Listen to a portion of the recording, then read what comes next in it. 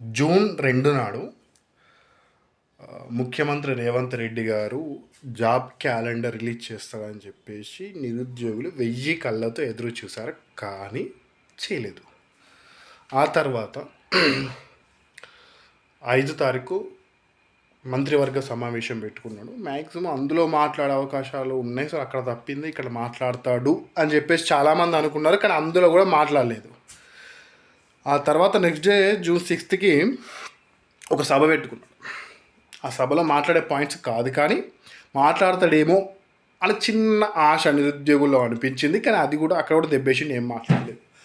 మాట్లాడితే మాత్రం ఒక పాయింట్ గట్టిగా మాట్లాడతారు. ఈ 3 సభలలో 60,000 ఉద్యోగాలు ఇంక్లూడింగ్ కేసీఆర్ ప్రభుత్వంలో వేసిన నోటిఫికేషన్లతో సహా 60,000 ఉద్యోగాలు అని చెప్పేసి ప్రతి సభలో ఎక్కడ పడితే అక్కడ ఎక్కడన్నమాట పక్క ఇది ఉంటుంది. 60,000 ఉద్యోగాలు ప్రతి కాంగ్రెస్ నాయకుల నోటి ఇది వస్తుంది అనమాట.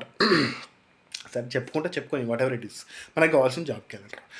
కానీ ఇప్పుడు నిరుద్యోగులకు పట్టుకున్న కొత్త భయం ఏంటిదంటే, ఈ 2 లక్షల ఉద్యోగాలు చేస్తా అని చెప్పేసి అన్నాడు కదా, దీన్ని రిప్లేస్మెంట్గా ఈ రాజీవ్ యువ వికాస్ ఉంది కదా, ఈ రాజీవ్ యువ వికాస్ నుండి మనిషికి లక్ష ఇచ్చేసి 2 లక్షలు కాదు నేను 5 లక్షల ఉద్యోగాలు తీసుకొచ్చినా అని చెప్తాడేమో అని చెప్పేసి కొత్తగా ఇప్పుడు నిరుద్యోగులకు పట్టుకున్న భయం ఇది.